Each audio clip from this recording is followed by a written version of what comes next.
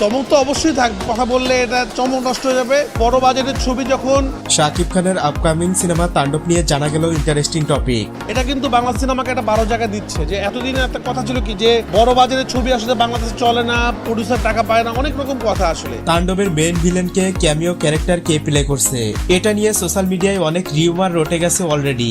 মেরিল প্রথম আলো পুরস্কারের পর জানা গেল তাণ্ডবের ক্যামিও চরিত্রে কে থাকছে এবং মেইন ভিলেন হিসেবে কাকে দেখা যাবে। যারা শাকিব ভক্ত আছে তারা সবাই আফরান নিশুকে ঘৃণা করে, এটা জানা কথা।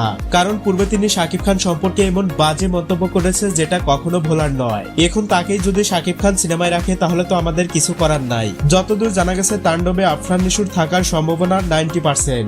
এর উল্লেখযোগ্য প্রমাণও পাওয়া গেছে।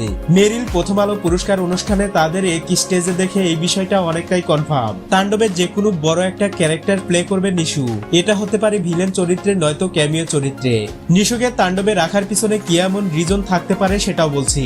তার সহকারী বন্ধু অপূর্ব এর আগে নিশুকে বলেছিল তুই জাতে মাতাল তালে ঠিক, এখন যেন সেটারই প্রমাণ পাওয়া গেল।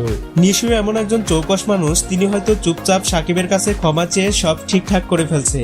আর সাকিব তো অনেক দয়ালু, বিষয়টা হয়তো এমনই কিছু হয়েছে।